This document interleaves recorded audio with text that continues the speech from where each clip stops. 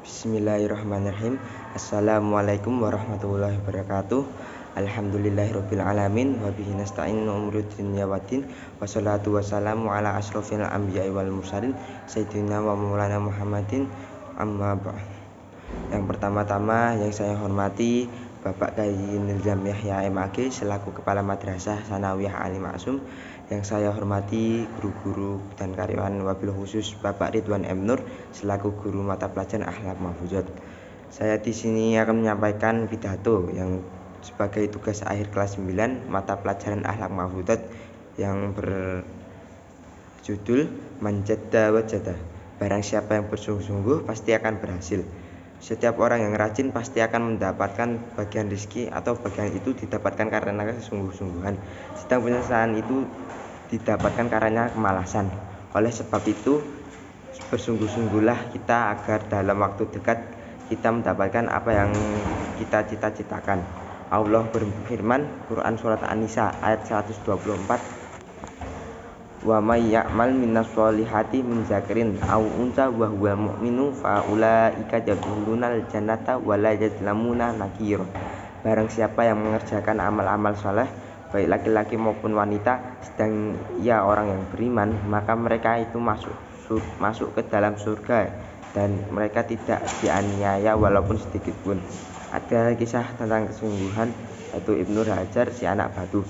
Ada seorang ulama bernama Ibnu Hajar Asqalani. Pada mulanya ia adalah seorang santri yang bodoh. Meskipun sudah lama belajar, dia belum juga paham. Akhirnya Ibnu Hajar memutuskan untuk pulang. Dia pun memohon diri kepada kiainya supaya diperbolehkan pulang. Dengan berat hati sang kiai memperbolehkan Ibnu Hajar pulang, tetapi sambil berpesan agar Ibnu Hajar tidak berhenti bersungguh-sungguh belajar. Akhirnya Ibnu Hajar pulang ke rumah. Di tengah-tengah perjalanan hujan turun lebat. Dia terpaksa berteduh dalam gua. Pada saat itu di gua dia mendengar gemerci air, lalu dia datang ke sumber suara itu. Ternyata itu suara gemerci air yang menetes pada sebuah bongkah batu yang sangat besar. Batu besar itu berlubang karena bertahun terkena tetesan air. Melihat batu berlubang tersebut, akhirnya Ibnu Hajar merenung. Dia berpikir batu yang besar itu bisa berlubang lama-lama karena tetesan air. Akhirnya Ibnu Hajar merenung, kenapa aku kalah dengan batu, padahal akar pikiranku tidak sekeras batu. Itu artinya aku kurang bersungguh-sungguh dalam belajar. Setelah berpikir, Ibnu Hajar kembali ke pondok menemui sang kiai. Ia pun belajar lagi dengan sungguh-sungguh, dengan semangat.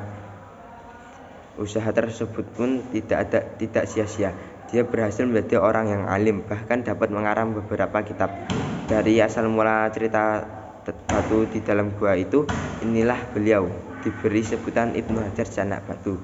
Maka rajinlah dan bersungguh-sungguhlah kita, dan janganlah kamu menjadi pemalas dan pelupa, sebab orang yang suka malas itu akhirnya adalah penyesalan. Dan sesungguhnya barang siapa yang malas pada waktu muda, maka akan menyesal pada waktu tua. Wallahu a'lam bishawab. Khairul kalam wabillahi taufiq wal hidayah. Wassalamualaikum warahmatullahi wabarakatuh.